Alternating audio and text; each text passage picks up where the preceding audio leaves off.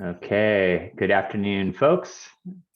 It is December 15th, and this is our Watershed committee meeting. And let's do call the meeting to order and do a roll call.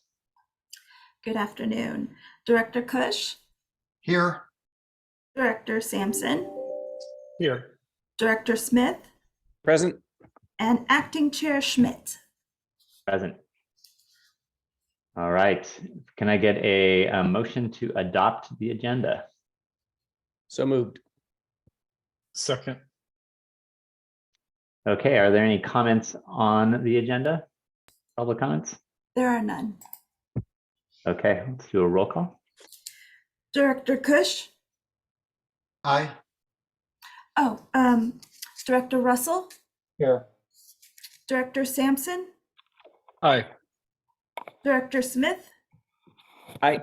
And Acting Chair Schmidt? Aye. Okay, do we do, and then comments on items that are not on the agenda? Do we do that for our committee meetings? Sure. Yes, okay, great. All right, are there any comments on items not on the agenda? There are none. Okay, great. Then I think we move then to our first item. No, it's the minutes. You got to approve the minutes of the last meeting. Oops, sorry about that. Thank you. Can I get a vote on adopting the meeting minutes from the last meeting? A motion. I'll make the motion. Thank you. And we need a second. Do we have a second? Second. Thank you. Great. Roll call. Director Cush? Terry, just to confirm, we are able, I think I read this, but I just want to confirm, we are able to approve minutes from previous, okay. That Then, is correct, yes. okay. Aye. Thank you. Director Russell? Aye. Director Sampson? Aye. Director Smith? Aye. And Acting Chair Schmidt? Aye. Okay, now we can move on to our regular agenda items. Yeah. So the first one up would be the fisheries monitoring update, which is an informational item. Good afternoon, directors. I'm Sean Horn, Watershed Resources Manager. We've got Jonathan Kaler, our Fisheries Manager, who's going to present this update on the fisheries program and the monitoring work we've been doing. Afternoon, everybody. Great to be with you. Jonathan Kaler, Fisheries Program Manager. Can I share my screen? Okay. Yeah. So today, I'm going to be just providing you an overview of our fisheries monitoring program, talk a little bit about some encouraging results we saw this year, and then give you an update and a little explanation of some of the restoration work that we have underway. So hopefully this will share. Okay. Yeah, looks good. Great. So if you haven't gotten out, right now is a great time to go look at salmon. That's what this picture is taken in the ink wells in San Geronimo Creek. And if you're interested in salmon, go check it out. We've got a lot of really great public viewing areas. Here we go.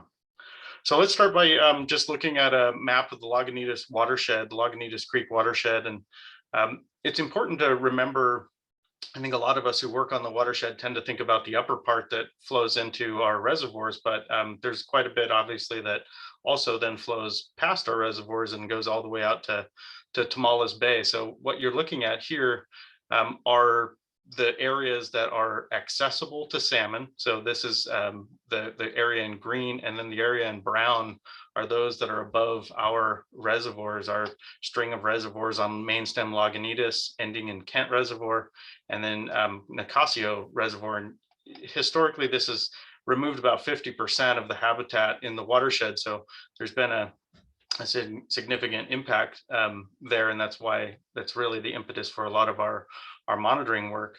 Can you see my mouse if I use this as a pointer? Yep. Great, okay. Yeah. So just to orient you, what we're looking at, so at Peters Dam here at Kent Lake, it flows, this is main stem Lagunitas Creek, flows downstream all the way out to Tamales Bay, and on the journey, it connects with San Geronimo Creek, which is not regulated. There aren't any significant dams or impediments there. Also gets Devil's Gulch, Nicasio, and then down here, this is the Olima Creek watershed that's largely in the Golden Gate National Recreation Area. So it's a significant watershed for a number of reasons, and I'll talk about that. In 1995, as many of you are intimately aware, the district expanded Kent Lake, and as a result, the Water Board issued Order 9517, WR 9517, and it has a series of both operational, mitigation, and monitoring requirements. And you can see here, not the least of which are our minimum in-stream flows that we must maintain in Lagunitas Creek. So this is Jonathan, sorry, this is Ranjiv. I think the expansion was actually 82, right? And so some of, is that correct? This predates me. I've gone with 95, but somebody else may be more knowledgeable than me there. I think this is the board order that he's referring to, not the expansion of the dam, I believe. So Yeah, I think it took some time to finalize the order. So this is when it was finalized, but it came as a result of the expansion. Yeah, thank you for that clarification. I should read my historical documents. In any case, we have a series of minimum in-stream flows. There are accommodations for dry years, normal years, depending on how much rainfall we get. And this is measured at Samuel P. Taylor State Park, about 3 miles downstream of our dam. The other, one of the other major requirements of this Water Board order was the necessity for population monitoring of 3 protected species. So we have coho salmon, we have steelhead, and we have freshwater shrimp in Lagunitas Creek. And the district really started monitoring populations of these species in the 90s, but it wasn't until 2011 where we really adopted a formal stewardship plan that kind of lays out a very clear path for doing this on a repeatable and scientific basis and collaborative basis with the Lagunitas TAC and other groups. The TAC is the Technical Advisory Committee here in Lagunitas. So when it comes to fisheries, as many of you know, the life cycle of salmonids, of salmon and steelhead, are the life cycle is quite complex, and it's multifaceted. They spend a good portion of their life in both freshwater and saltwater. And so what we do is a very standardized approach to monitoring their populations with a combination of adult spawner surveys. That's what we're doing actually right now. We do this in the fall and the winter. And then come spring, we'll put a large trap in Lagunitas Creek. This is a picture of it here. And we capture what we call smolts. These are the juveniles on their way out to the ocean. And then in the summertime, we actually do kind of a census of the watershed where we count the number of fresh hatched babies, these little guys, and 1-year-old steelhead and 2-year-old steelhead. So essentially, these are the juveniles that are spending the summer in the stream. And that's actually what the results I'd like to share with you today, and maybe give you some good news there. So when it comes to our juvenile monitoring, we use a couple of techniques. We use something called electrofishing, and then we use snorkeling. And you can see on this map that we have 13 locations. These are where the district has done this since the late 1990s, but very consistently since about 2004. So we have a long-term data set here, and it's really intended to represent kind of the larger watershed. So we sample within these sub-sampling units or reaches, what we call index reaches. We get results there. We set up nets. You can see we catch all of the fish in that area, and then we extrapolate that to the larger watershed area. And the dots on this map, this is the Olima side of things. They do a similar effort using only snorkeling, and I think they actually may use some electrofishing, but primarily snorkel survey. So visual observational counts of young fish. So here's the kind of ta-da moment. And this was really kind of unexpected and surprising and great news to us this year. If you look at the numbers of coho we saw in the watershed, it's off the charts. This year. It's about 3 times higher than any previous year we've ever measured. And just trying to unpacking this graph a little bit, what you have on the y-axis is a population estimate. And then of course on the x-axis, 19 years of data going back to 2004. And the different colors of these bars represent the different locations where we sample. So they are, Olima Creek, which is what the National Park Service does as part of this, Devil's Gulch, San Geronimo, and Lagunitas Creek. And you can see it wasn't really any one of these streams. It was really every one of these streams had record high numbers of juvenile fish. Here's what they look like. This is a little coho salmon. And so the obvious question is, well, why? Why was this such a great year? We're on the heels of a extended drought. We had limited flows.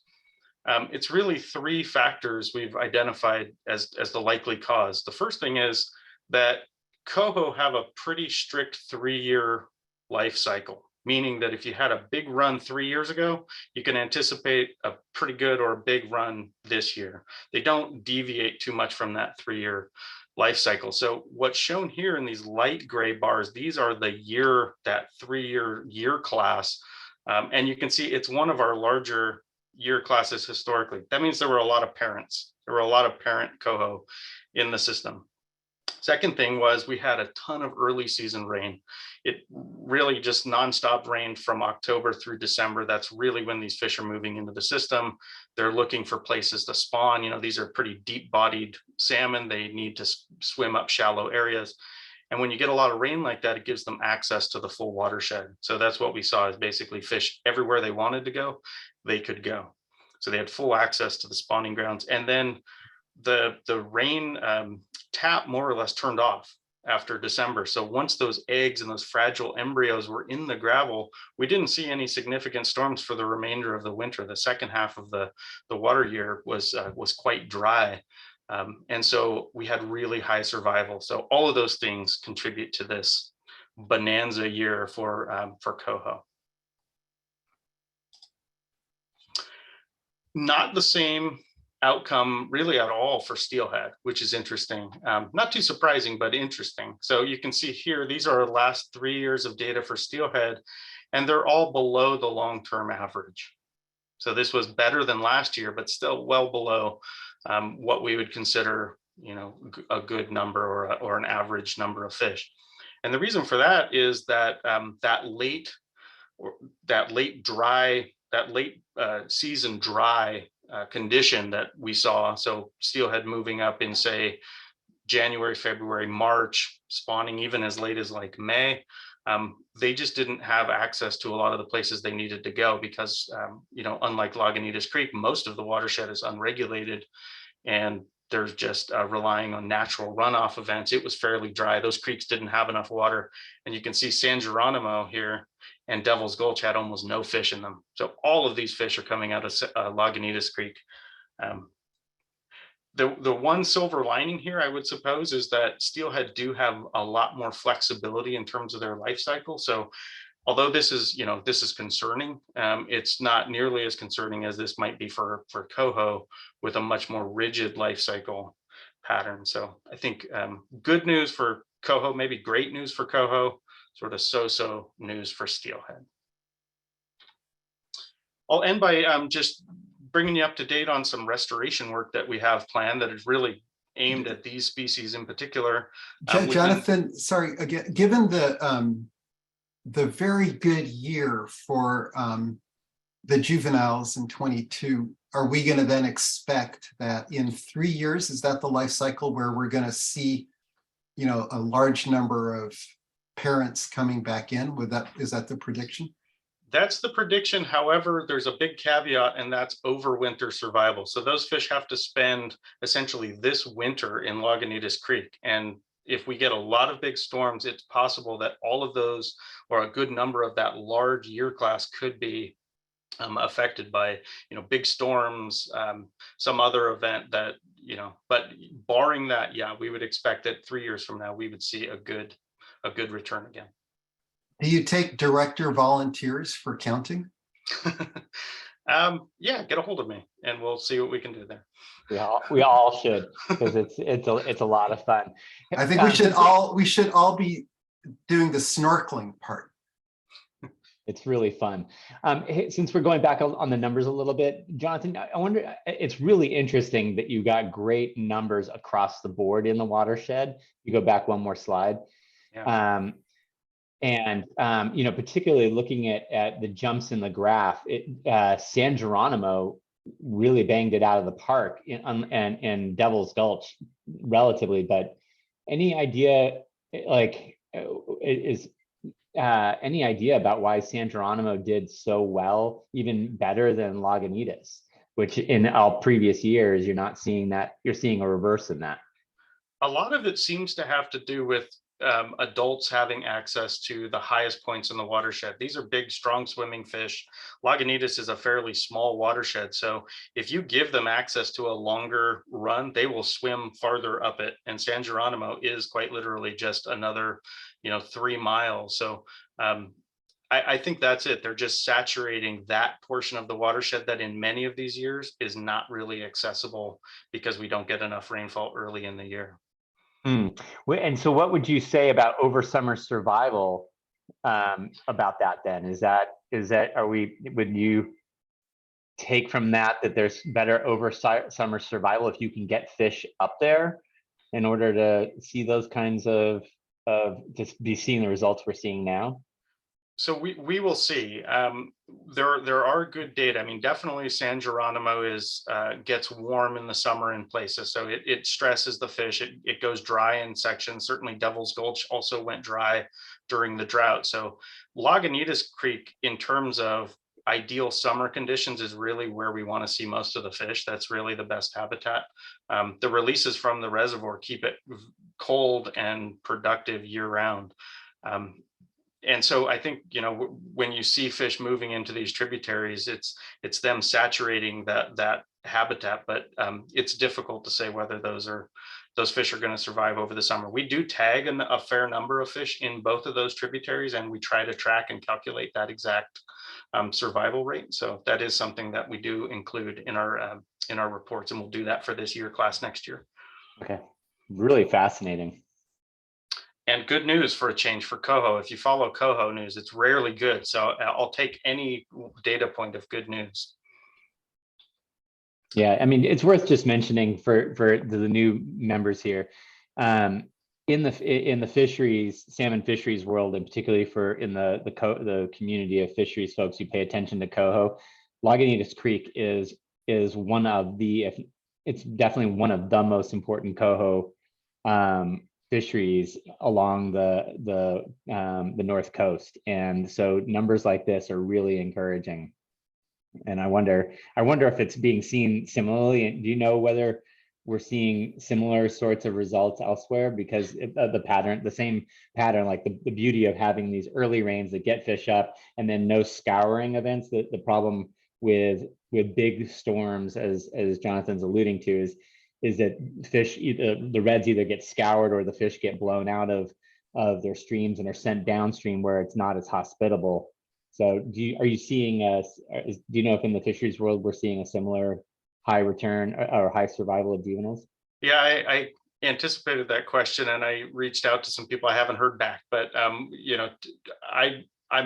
encouraged by the fact that we saw similar numbers in Olima Creek, which, even though it's connected to Lagunitas hydraulically, it functions very much more like an unregulated coastal stream. And so if you're seeing those high numbers there, I would expect that we might see a similar pattern elsewhere. But yeah, I don't have any specific data, and I will be looking for that. Great.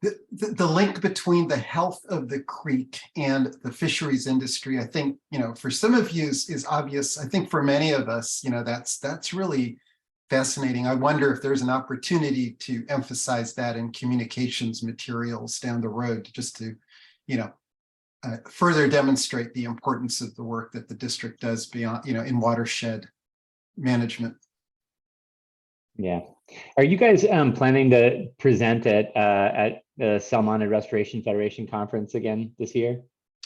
It depends on if we have sort of something new and novel, but yeah, we definitely attend that. And we once we have this project underway, the project I'm going to be talking about next, I anticipate doing a lot of talking. What we just presented actually may be interesting enough to enough folks to do that. I'll see. Okay, I think that would be great. Yeah. Also, keep in mind that our woody debris structures that we constructed have been doing a lot for these little fish. Gives them a place to get out of that high flow stuff. Jonathan, we've been having difficulties with temperatures, as I recall. You mentioned it's cold coming off the lake, but it's not quite cold enough still, as I recall. Are we still facing that? We are. We're above what is required. We haven't seen any evidence biologically that it's having a detrimental effect. And I think that's the bottom line. When you look at the trends in juveniles, that is where you might expect to see some impact. So to me, the fact that we're seeing a flat or maybe even increasing trend over time suggests that those temperature thresholds are one, either maybe too conservative, or there's a lot more nuance there. Fish are able to find cold spot. But yeah, to answer your question, we are above the required temperature in WR95 almost every summer. Thanks. So quickly, I'll run through these slides just because it is a really great project and it's something that we're all excited about.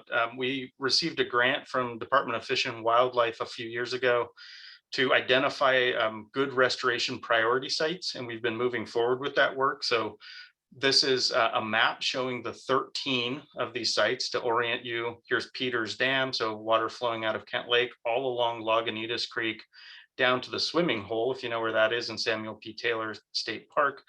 And these yellow little sections are actually independent restoration sites that we're moving forward on. So we currently have a planning grant from Department of Fish and Wildlife where we're taking this group of sites in this upper reach to 100% design, permitting, and environmental review. It's a close collaboration with the state parks, with California State Parks. It's all on their property. And then we're going to be moving forward with another suite of these lower sites in the future. These are the whole purpose of this project is to take what Director Russell mentioned a moment ago. It's these large woody debris structures that the district has put in over time. You can see one here, you can see one here, and then this is actually a really well-functioning one.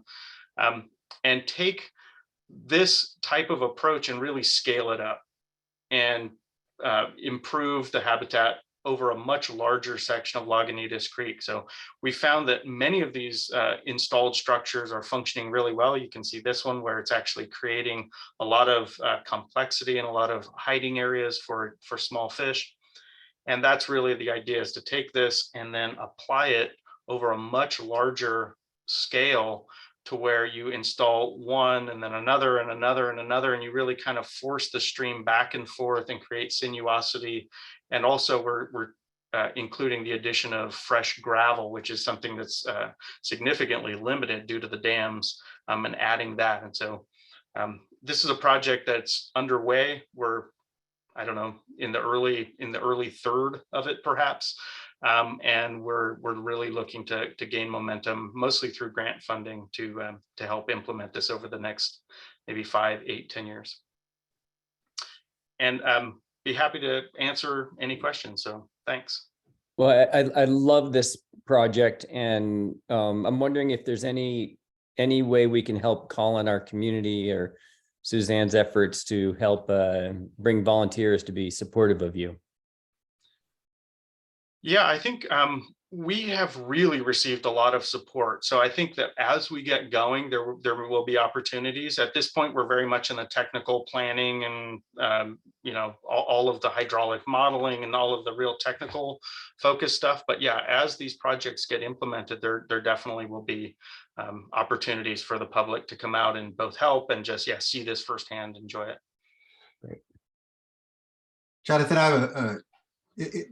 have kind of an interesting comment. One of our constituents in Division 3 has brought up beavers with a few times as part of the restoration effort. I mentioned this to Sean when we were doing our first orientation. Would there ever be a role for beavers in this type of management, or is that just far-fetched? No, absolutely. You're spot on with that. And the board actually signed a letter endorsing reintroduction of beavers. The state has actually appointed I think it's a 5-staff person force to look at reintroduction of beavers. Eric Etlinger, our aquatic ecologist here at the district, very active in those conversations for Lagunitas Creek. Where we're focusing most of this restoration is in the kind of canyon upper portions of Lagunitas, so probably not appropriate here, but definitely lower down as you transition into a flatter, broader kind of channel form lower in the system. But yeah, it's they can do a lot of this work for us for free and better, and 24 hours a day on Christmas Eve and when we're doing other things. So there's a lot of promise there, I think. Good, thank you. Yeah. Okay, any other questions? Yes, they probably also bring along beaver fever with them. At least there's a high probability. So Giardia will likely come with the beavers. They're also, you know, a little hard to control, huh? I mean, they have their own logic as to what they're going to do. So it's a little tricky, I think, with the beavers, depending on their population. But it'd be interesting to see what happens. Yeah, I mean, I think with respect to Giardia, I think we already have that in the watershed. So I don't know if they would be introducing anything that's not already here. But, no, they're not so much introducing, Monty. They become a host. So because they're a warm-blooded mammal, they generate Giardia. They get it, and then they add it. It doesn't so much affect our reservoirs as it affects the downstream users. yeah, I think, but I think it's already here. So you would already not drink from the stream, but it's one of the points of concern. Hey, Jonathan, Ben, Sean, I'm not sure who exactly to direct this to, but do you feel like you have enough grant writing support for the additional projects like this? This is so meaningful and so important to our habitat and our community, and folks care a lot. We would love to do everything we can to help make sure we get the funding to continue the progress that you've already made. Yeah, so I'll take this, Director Smith. We've got a lot of support from the state for this project, and we're very capable in, partnering with the agencies that provide funding. So to date, we've gotten a fully all the designs funded through CDFW and our partnership with them through 2 different grants. For implementation, we've gotten funding from the U.S. Bureau's Water Smart program for our first phase of implementation. We're also applying to the Department of Water Resources for their program, and then we're also applying to some programs that CDFW has through Prop 1 that'll go into. So from a grant writing support, our technical staff here are really writing those in coordination with our grant coordinator, and we're getting plenty of applications in for the project. And just for scale, this is about an $8 million engineering estimate for this 2 phases of construction. And so we're well on our way to kind of achieve our goals there with funding implementation. And if I could, the kind of broader question in a way to answer, right, because there's a lot of different grants even beyond the watershed. We're going to be providing the board a comprehensive update on our grant program, where we are, where we're headed, what we're looking at, the different grant buckets. And I think that'll be very informative. And I think similar to Sean's response, the model here, which is generally consistent with how it's done throughout the industry and similar agencies, is Matt doesn't write up all of these. He's not the subject matter expert, right? So he's coordinating, finding grants, linking them up. And then in the watershed, right, those are really the kind of internal sponsors for infrastructure projects, depending what they are similarly, but we'll get into that more. Adrian, it seems to me that this would be a good opportunity for a press release too on this high unwanted count. Noted. We'll discuss amongst staff the best way to get that out. Yeah. I've already had, frankly, news releases or, and informational releases about this circle back to me. So it is getting out there in sort of more of the fisheries world, but definitely the public ought to know. And, this might be a great opportunity for the IJ to do a story about the success of this work. So I think that's a great idea, Director Russell. Yeah, and I will say that without us putting out any news releases, our fisheries staff have been pretty busy over the last few months and fielding requests from the media and doing some interviews, and we have received some good coverage, but certainly there's more we can do proactively. Great. Any other comments from directors, questions? Should we go to public comments? Sure. There are none at this time. Okay, well, great. Let's move on to the next agenda item, the watershed culvert replacements.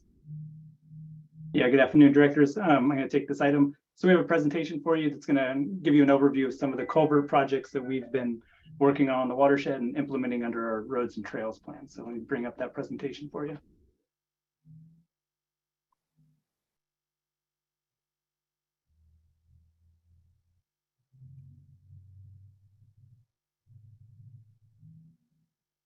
All right, do you have the full presentation view? All right, here we go. So on the watershed, we've got a number of culverts that we maintain under our roads and trails plan. And so we're going to talk you through the planning that we've been doing to implement some of the repairs and then the 2 phases of projects we've developed and how we're implementing those. We also have information on these projects on our website so folks can know what we're up to on the watershed. So in terms of our planning for this effort, we did a conditions assessment of all of our roads and our culverts in 2003 with PWA. So we have this big data set that tells us kind of the conditions of some of our facilities. That was used to do a number of road improvements and do culvert repairs in some of our different parts of the watershed. And we had specific kind of goals of protecting and improving water quality and also trying to improve habitat conditions in streams. So that conditions assessment is still being used, but we've also updated a database to help with a more near-term kind of conditions. So in 2019, we went through and assessed all of our culverts, and we came up with a number of culverts that needed immediate attention that we called our phase 1 culverts. So there's 35 sites in that phase 1. And then the phase 2 were culverts that didn't need immediate attention, but would need to be replaced in the next few years. And that's our phase 2, where we have 73 sites that we're now trying to go through the permitting process for. So in our roads and trails management plan, it gives us the tools and techniques to use to maintain our roads and our trails to protect water quality and habitat. So we utilize that, and we have our CEQA compliance through that document. But for us to do this work, we have to go get construction permits from California Department of Fish and Wildlife, the regional water quality control boards, and in some cases, the Army Corps of Engineers. So on the watershed, we have about 700 culverts total. So all these dots are culverts that we maintain that are a function of either our water infrastructure facilities or our roads that get us to different facilities, or in some cases, some of our trails. Our phase 1 sites include 35 of these culverts that were in the worst shape that needed immediate attention, and then the 73. So the 35 that we've been implementing since 2019. And we've got about 10 more projects to complete before our permit closes in 2025. Simultaneously, as we're implementing, we're preparing for the next phase. So we're going through the permitting process for these next 73 sites. Last week, we did a site visit with the regional board to take them out and tour these sites and get familiar with the ones we're going through the permitting process for. So I just wanted to share some of the projects that have been completed to date and kind of give you an understanding of why we're doing these projects. Sean, sorry, could you just say a little bit about what they're looking for in the permitting process? It's just interesting to note that there is so much external oversight of an internal activity like this. Yeah, so the State Water Board, these are considered waters of the state. So that's where their regulatory nexus comes from. And that's why we have to go through a permitting process with them. And then with the Army Corps, with Fish and Wildlife, it's a little more towards habitat and wildlife conditions. So they're interested in making sure that we're improving and maintaining good conditions for habitat and wildlife species. So that's where their jurisdiction comes in. So we go through a 1,600 permitting process with CDFW. And then the Army Corps, lesser extent, lower parts of our watershed and some of our bigger systems, they take jurisdiction as well. So we go through 3 different kind of permitting processes with 3 different groups, and have developed really collaborative relationships with those agencies. And I will say that we've been very thoughtful and strategic in how we package these in a phased approach where we have, grouped a lot of culverts into these permit packages. It is a more efficient process for us instead of going out and getting a permit for every single site.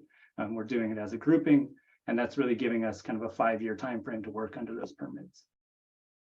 So this is on Sky Oak. Yeah, no problem. This is on Sky Oaks Road. You can see the culvert on the left, in the top left. This had completely failed. And what I'll kind of point out is a lot of our culverts were actually old water pipelines that were placed under these roads. And so these weren't sized for the watershed. And so the real key to all of this work is that we're sizing all of these culverts for 100-year storm events plus debris flow. So that means that they can pass debris so they don't clog and fail and then erode our roads or our stream banks. So you can see the drastic difference from the pre-project condition to the post-project condition here. And then you can kind of see one of the projects on Sky Oaks Road near Bontempe Reservoir where our crews on the bottom were actually implementing the work and kind of what the old culvert looked like when it was rusted out and failing. The road was actually sinking, and then the replacement culvert that's gone in. And then similarly on Bill Williams Fire Road, we've done a number of improvements there. And this was a case where we had the same situation, smaller pipes and the watershed really needed and deserved. So we upsized those culverts. And then Filter Plant Road, Fish Grade Culvert Road, is a major effort that we've been doing. This is a steep kind of canyon part of the watershed, and we've been doing these road improvements. And this is a main kind of artery for our maintenance department to utilize to get to different parts of the watershed and different water infrastructure facilities. And so these are kind of the post-project conditions. You can kind of see the improved function that we've created through upsizing these culverts. Really, the key here is our limited impact when we're implementing these. The vast majority of our construction footprint is within the road bed itself. So we're not having an impact on upstream or downstream resources. And then we really try to kind of contain our construction area to protect those different habitats. And then uniquely, we have Marin Stables, which is a property that we lease to a nonprofit off of down in the Deer Park neighborhood.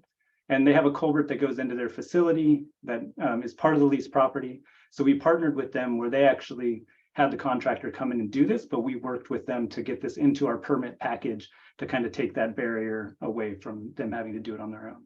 So this is a great facility that was placed in because this culvert had almost completely failed and was starting to impact their ability to access the stables. So I did want to just show you, oh, go ahead. I have a question.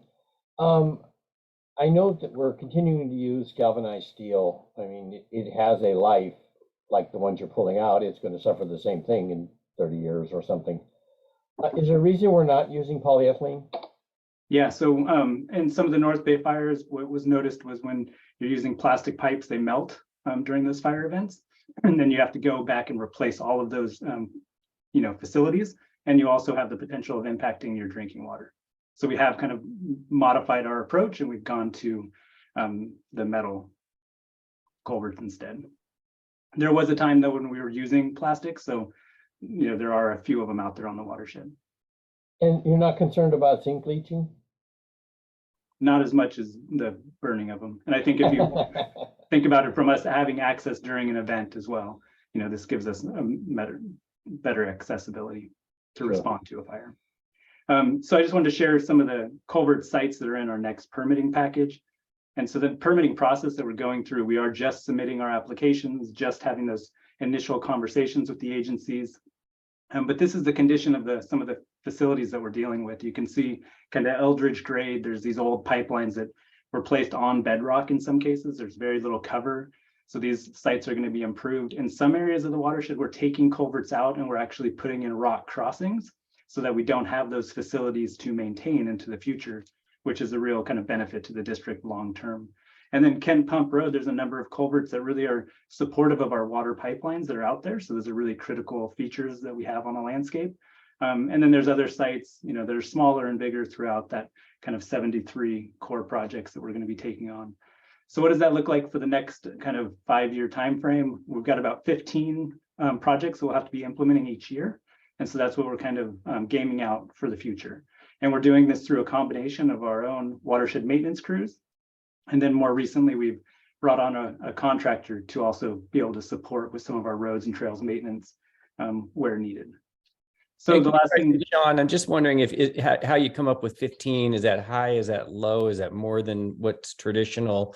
I know we've talked a lot about the, replacing pipes under our roads, and we're feeling like we'd love to do many more miles than we can currently fund. I'm just wondering how you feel on the culvert front. Whether we're behind or catching up or ahead. yeah, I mean, we're a little bit behind, I think, in terms of what we could be doing, but we're at a good pace. And I think in terms of the number of culverts we were doing, I think over the last 10 years, we were only doing, one or two here or there on a really as needed basis and in a very kind of targeted permitting approach. And here we've gotten kind of what you can think of as a blanket permit to allow us to do this work. The 10 to 15, I mean, the 15 is a guesstimation for each year. Some years we'll do more, some will do less. That's just kind of generally what it's going to take to get through that phased, those 73 in that phase 2 is how we broke it down. I think it's a really strong step forward in terms of what we're doing now. And yeah, we can always do more, but I think we're on a good pace right here. Okay. So the last kind of piece of this puzzle is that we do have best management practices that are identified in our roads and trails plan that we use to protect sensitive resources. We also have avoidance measures that come with our permits. So we use biological surveys before we do these projects, create exclusion zones so we protect those sensitive resources. And then we do have mitigation requirements. So all of our permitting agencies see these temporary and some permanent impacts that we have to mitigate for. So in our first phase, we had a 0.61 mitigation ratio that was given to us. The second phase, we're kind of negotiating that. And at the end of that, we'll have to come up with a mitigation project on the watershed that we do. So we've been evaluating different kind of roads that could be maybe moved, or trails that could be moved out of a wetland feature as mitigation, or other opportunities where there might be an impact of a facility on some sort of drainage system. Sean, who requires the mitigation or the offset?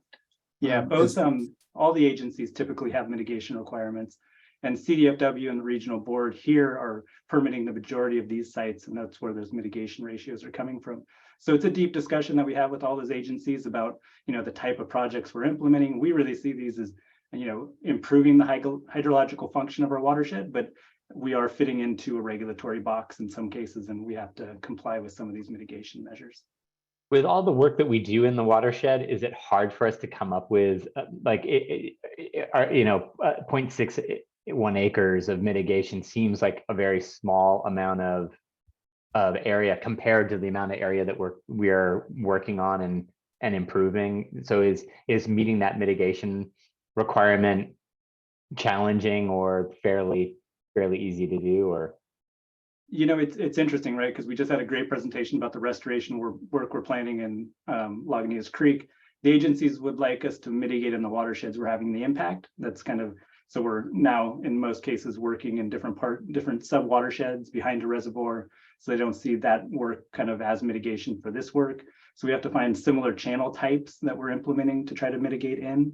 And so that can be a kind of a difficult process on a protected watershed, right? This is protected land. There's not a lot of impact. We're improving all of these facilities, but we do get caught kind of in this regulatory mitigation discussion. There are sites, though, Monty, where there's opportunities for us to kind of limit the impact that our recreation has on the watershed. And I mean by roads and trails realignment. Yeah. I just hope that, when we have to mitigate in a low priority area in order to meet a mitigation requirement, it's taking away time and resources from a place that might have a higher beneficial impact. So maybe as the conversation around phase 2 mitigation is, discussed, maybe that's an area around which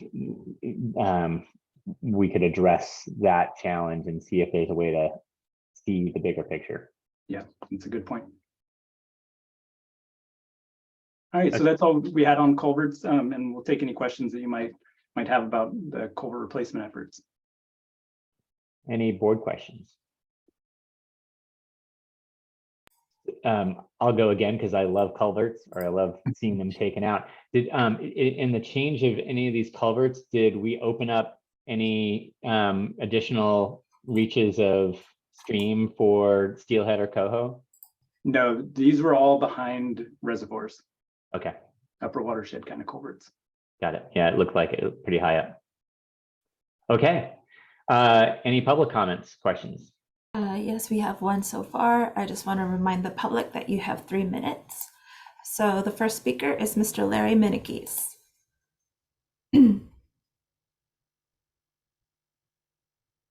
Sean, thank you so much for that presentation. I'd like to emphasize that culverts are actually a big deal, that we've had, and I'm going back to the 80s, numerous failures on our fire roads and such. And one of the most recent examples is up on Eldridge Grade, about a mile and a quarter up. There's a new retaining wall there, relatively new retaining wall. And the culvert above that retaining wall on the road, roughly a couple 100 yards up, completely clogged, completely failed because it was undersized.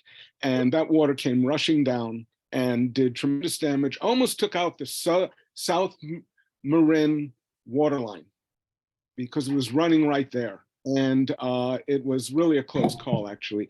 So the importance of replacing culverts is financially, how should I say, it's financially important to keep up on our culverts, and I'm really just backing up what the presentation Sean gave. And with that, thank you. Thank you. There are no further comments. I think that's an interesting comment, Larry. I was not surprised, but found Sean's comment very interesting, that the approach was kind of the cowboy approach with these culverts in the past, that they just shoved them in based on what had available materials. It's very typical Bill Seeger kind of approach. Even DEET had carried on that same mentality of, rather than doing it right, just getting it done. And there's merit to both, but I think Larry's comment that it plugged or was under capacity, which then led to a problem. And these can lead to really big problems, because you saw the failure one that Sean showed in his first picture, and that one hadn't collapsed the road yet, but it was well on its way to taking out the road. And then, of course, then it gets exciting if unlikely you would have a fire event when you're having the culverts, but after the culverts, the damage is done, then you got to fix it because you don't have access. So it gets to be a little tricky when these things fail. So it's very important that they work and protect the roads. Yeah, Larry, I want to very much agree with what you said. And it just points out to all of us that as we think about the watershed, there is quite a bit of infrastructure there that requires maintenance. And for me, really hats off to Sean in developing this program, because it's really a shift from the historical practice that you noted to a more regimented, focused, and professional approach to maintaining and enhancing the infrastructure there. Especially, I didn't realize the numbers, that there were 700. That's the first time I've seen that map, which I found very interesting, that map with all the dots. So understand each of these at some point in time can be a critical access to the watershed. That's the really difficult part. And some of the failures, just for information, have been quite substantial. Not like the thing you showed in the picture, but like 100 feet long and the road's gone, and it's a $1 million effort to repair the infrastructure.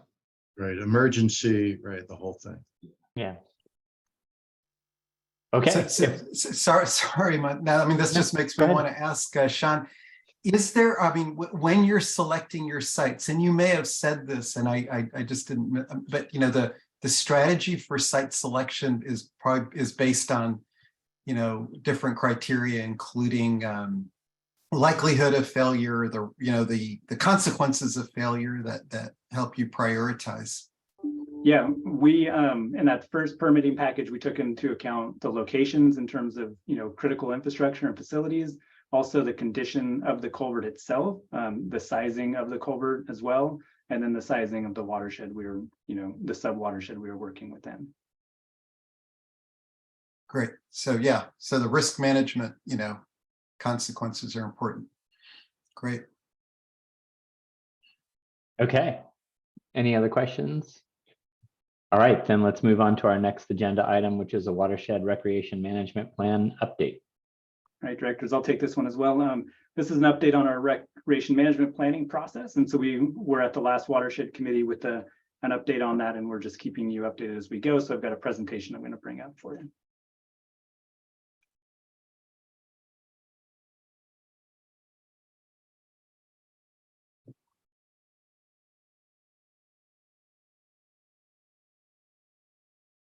All right, so what I'm going to walk you through is our planning schedule, just where we are in this planning process, and then the community engagement efforts we've been undertaking, and then talk to you about the visitor census survey that we've completed, and next steps in the overall process. So we are where we are on this yellow dot throughout the process. We've had a number of public meetings kind of building up to a recreation management plan. We're really, methodical on how we organize this in terms of starting out, trying to bring everyone up to speed on why we are doing this, where we are going, had our stakeholders work with us in the July meeting about some of the goals, objectives, some of the issues that they were seeing, and some of the things they wanted us to focus on. We spent a lot of time talking about stewardship and outreach programs that could help us manage and maintain our watershed in a more stewardship-minded manner.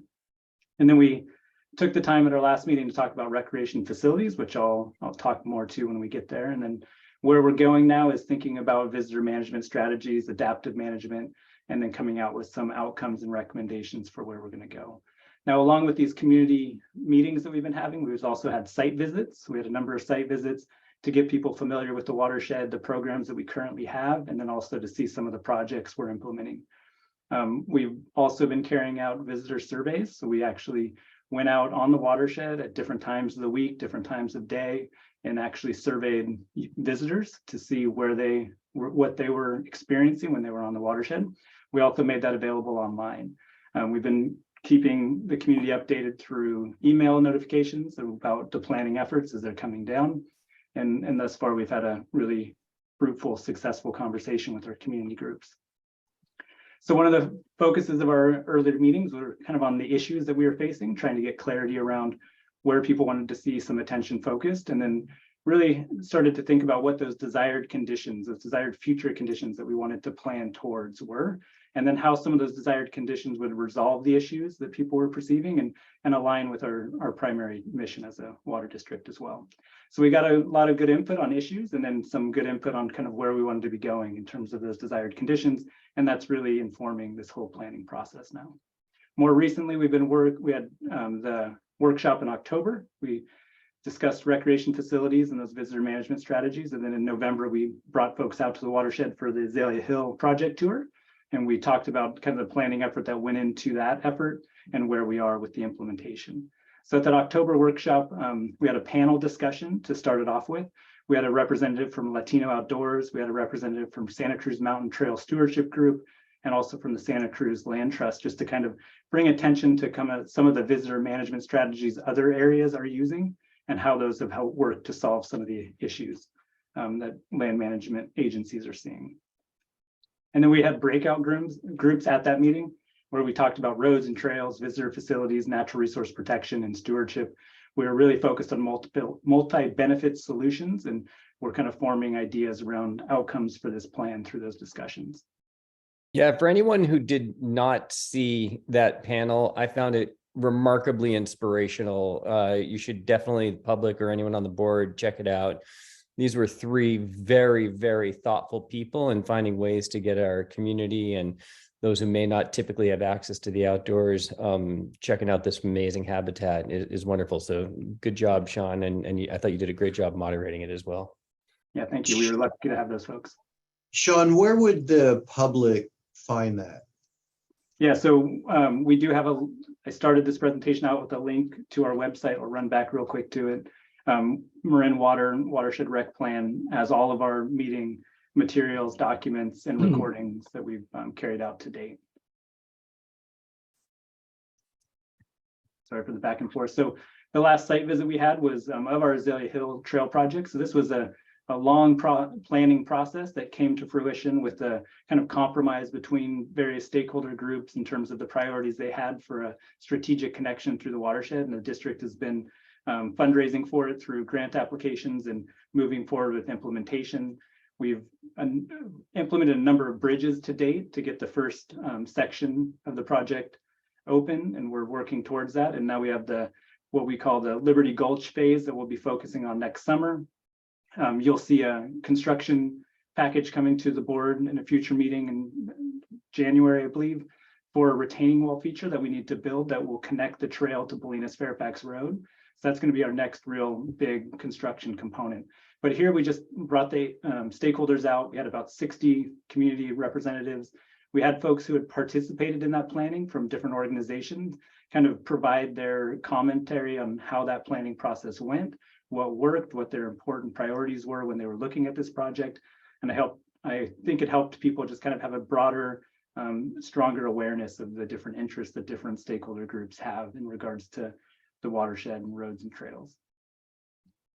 So then the survey data that I mentioned that we've been carrying out on the watershed, we've been just starting to summarize this information. And so this is a key piece of this entire planning effort.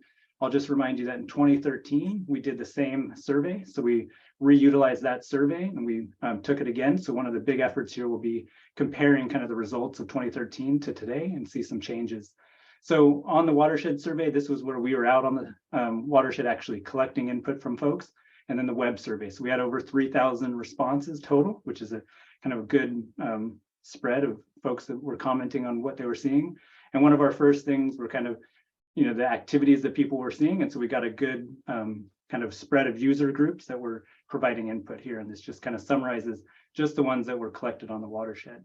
And now running through just a couple of the kind of outcomes of that survey to give you a sense of what we're collecting information on. And we asked a couple questions, and I'll just kind of summarize the far right, which is the combined survey results. But we asked people kind of, do you feel safe? Kind of one of those critical key pieces.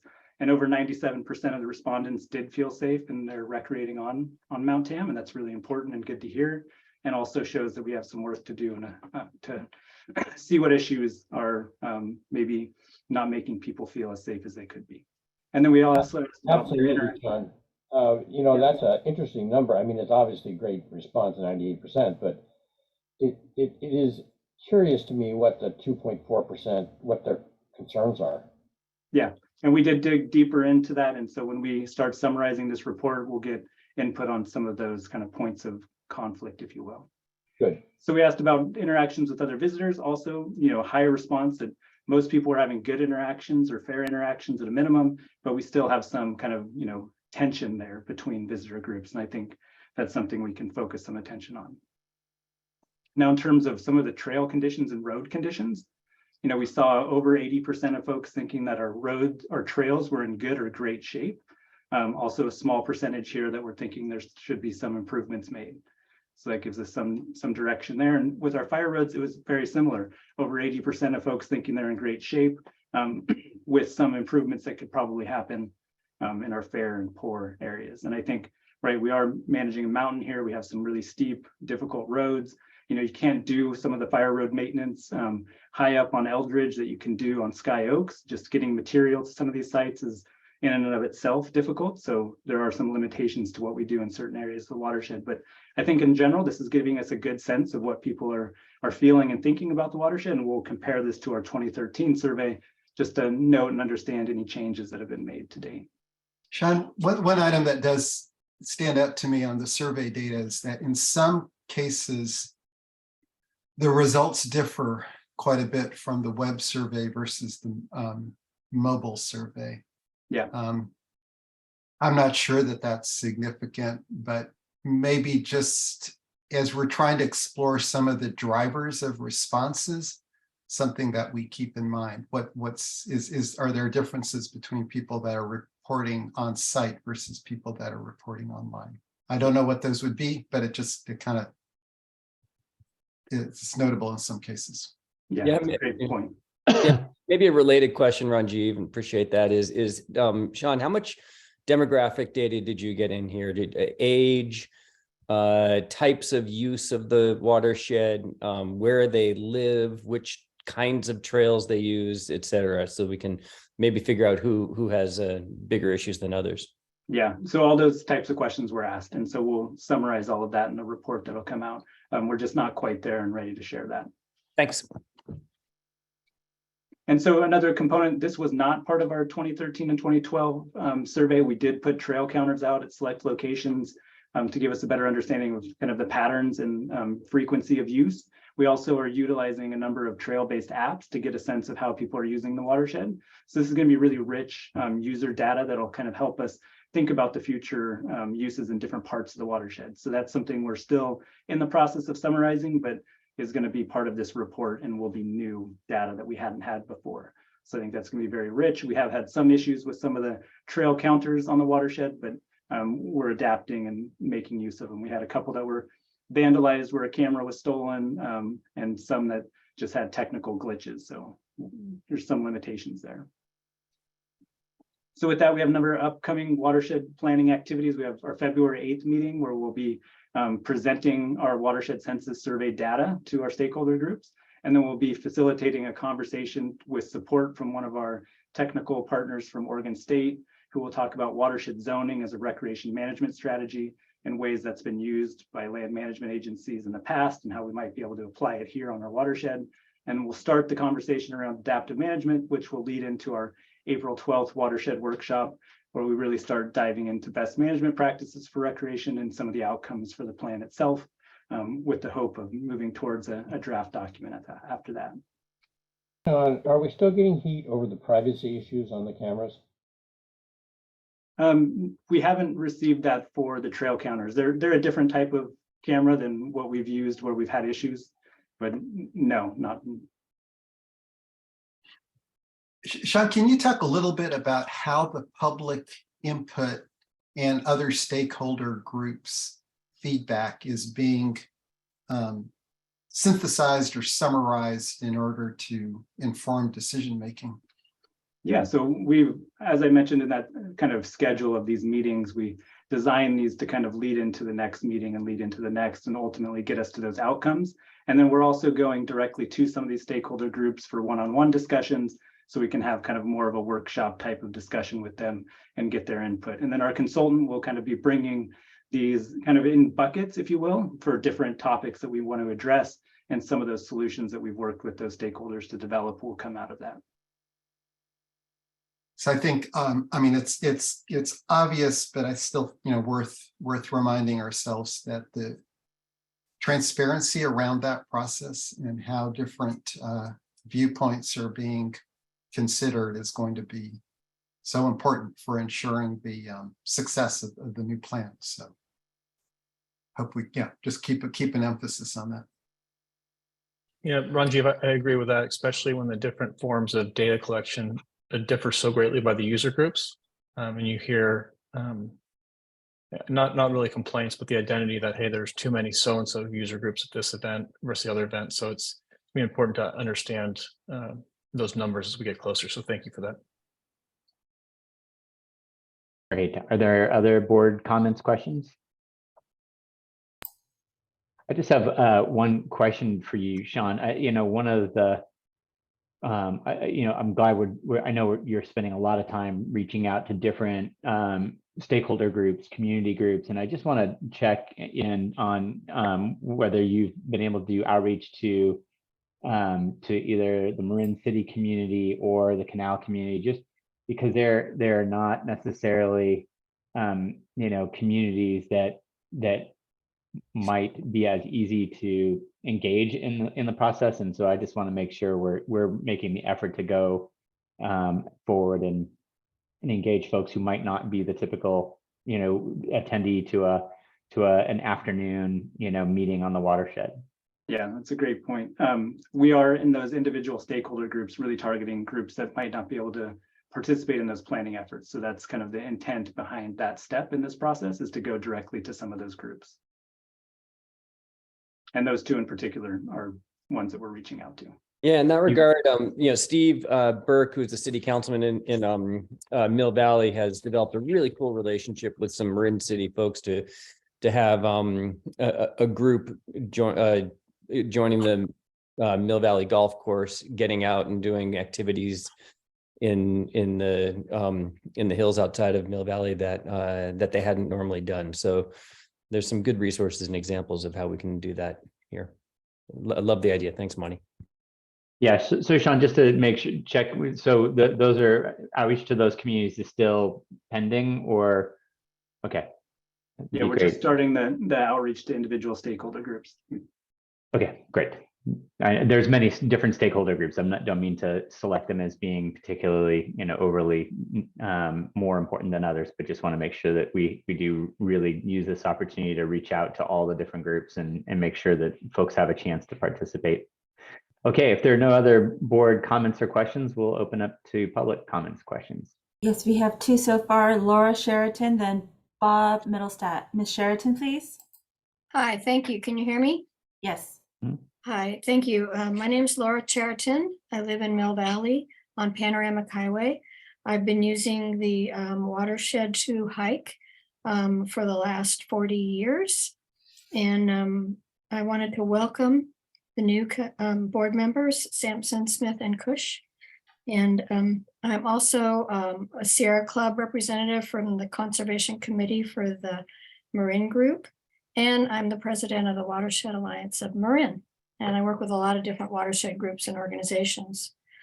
I am not sure I'm getting all of the notifications and about the different meetings. I have subscribed, and I get the ones that are in the online or at the Marin Municipal Water District headquarters. However, I'm not sure I'm getting things about the location field trips. And to that, I want to say that the most of them have been on the north side. I did go to the first one this year, and it took me an hour to get there from my house. So, and a large number of populace and users are on the south side where I live. So that was something that I hope you will have addressed, and that will also allow Marin City residents to participate more. So I'm also still not seeing any enforcement. I hike many days a week in the watershed. I'm still not seeing any enforcement for bikes on the Hogback, Hukuiku, and the Matt Davis.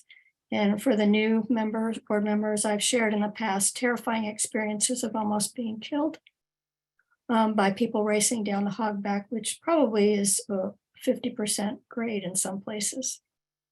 And I was recently walking on the state park Sun Trail, which has a very, very steep drop off and a very narrow trail.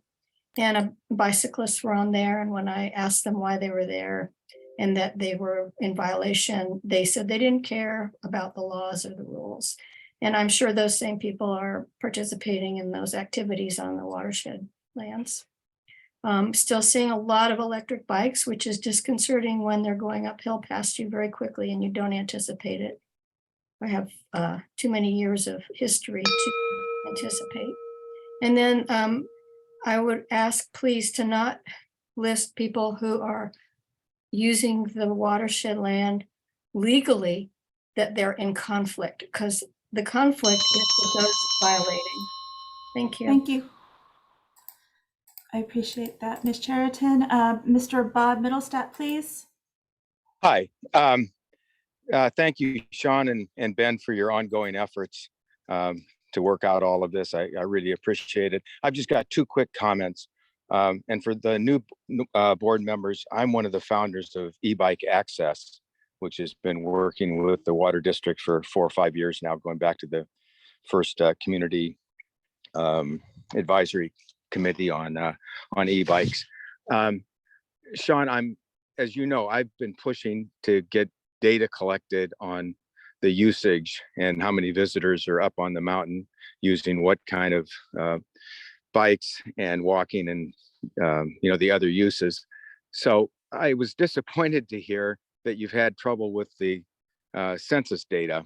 To my mind, it's much more important to figure out what trails are used, how much, than the more subjective views of people, what they think about the trail condition and all of that.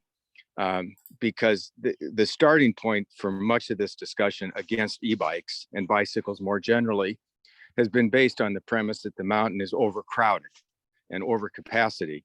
And my view as somebody who uses the mountain almost every day is that once you get beyond Phoenix Lake and Lagunitas Lake, there aren't places that are crowded. You go up Rock Springs, for example, you hardly see anybody.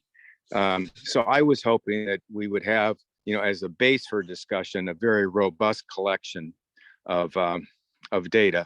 And to the extent that hasn't come about yet, I know you will make whatever efforts are possible to get that data collected. Because as I say, it really is a base point. The only other thing I'd say is e-bikes now are allowed on most fire roads on the south side of the mountain. And I encourage you to continue communicating with those jurisdictions and to evaluate their experience. As far as I know, the experience is just fine. There haven't been any material problems to speak of. And if there are problems with bicycles, as the other speaker mentioned, it typically is younger kids riding bicycles, just regular bicycles. It's not us old guys riding e-bikes trying to get whatever exercise we can in our last couple of decades. So with that, again, thank you for your efforts. Thank you. Next two speakers, Tom Boss and Vernon Huffman, please. Good afternoon, new and old board directors. Would like to thank Sean for, I think, a great overview of where we've come so far in this process. Also, just a quick shout out to Jonathan and his presentation on the coho. That was very good news. But I did want to address, we just heard a commenter about some of the problems that we have on the mountain, and I agree. There are situations that need to be considered and addressed, and I think that this plan is the place to do that. If you've been following our correspondence with our members, we've always been advocating being respectful out on the trails, being part of the process, coming out to these meetings, and we've heard really. I think we've been having good turnouts to the meetings. I see these as opportunities for all different stakeholders, from conservation, fishing, running, our underserved communities coming together, getting to know each other. And I'm hoping, by the time we're towards the end of this process, we'll all have learned from each other and find some common ground and learn to coexist through collaboration. But yeah, kudos to staff. I think many of you are engaged, but I encourage you to come out, be involved in this process. It's great to watch them on the video, but it makes a big difference if you're actually there in person. So I encourage you to come out to the February and future meetings, and thank you. Thank you. Mr. Vernon Huffman, please, and then Jake Inman.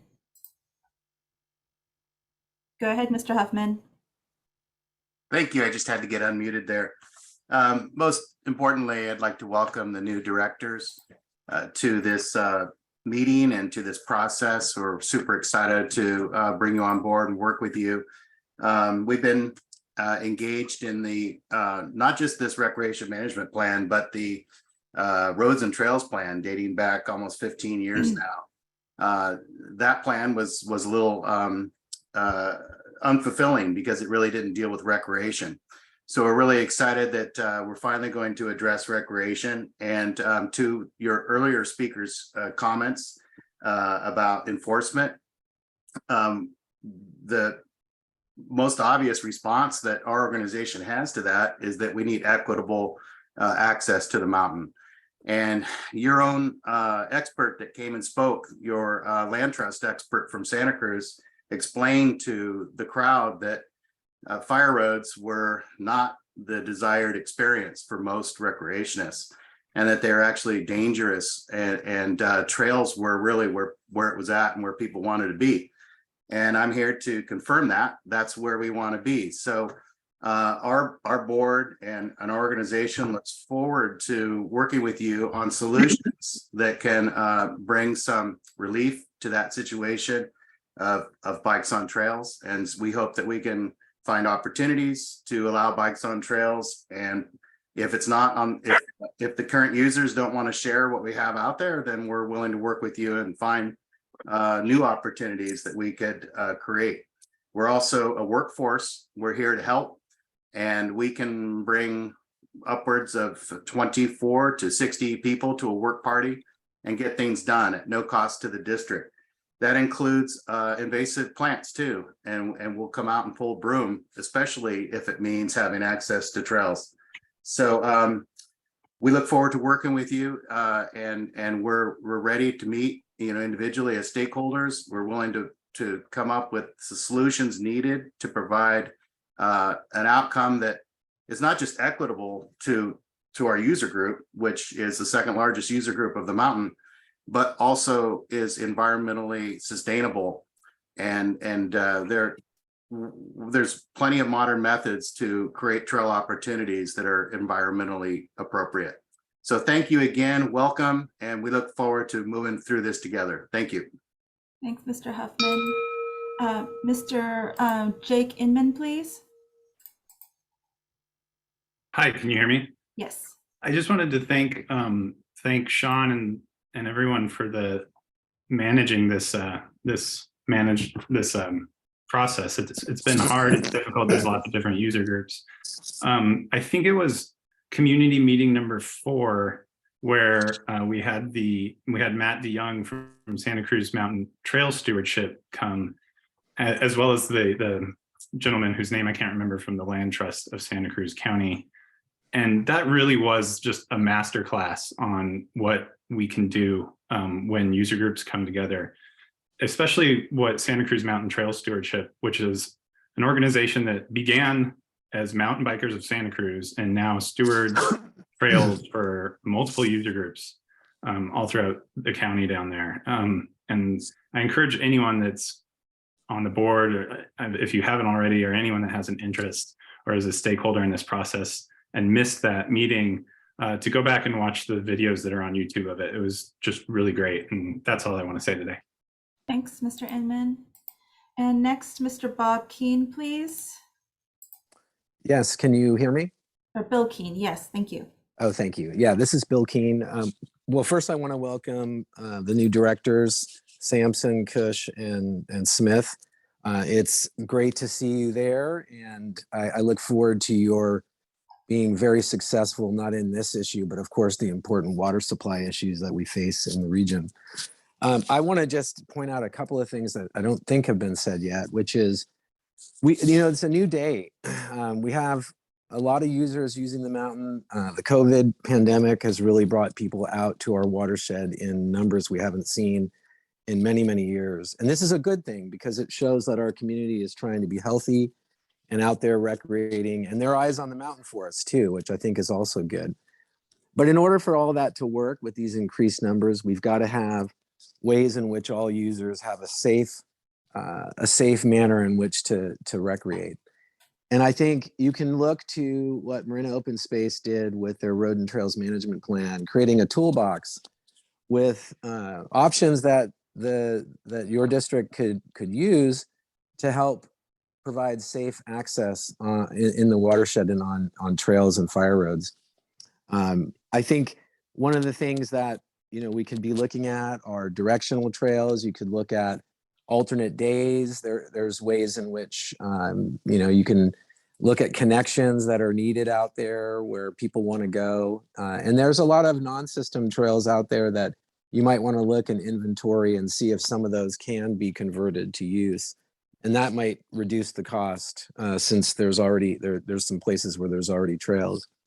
With regard to kind of the long-term outcome, I mean, I do everything out there. I run, bike, and hike. And so I want to be able to do all of that, just like I always have been.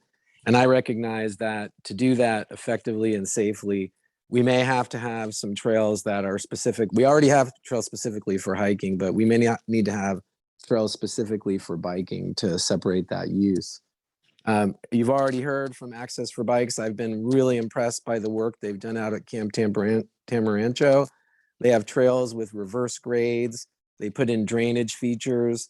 I mean, they're really, really well functioning trails. And I think utilizing a workforce of volunteers, whether it's from Access for Bikes or even an expanded one, can serve you really well.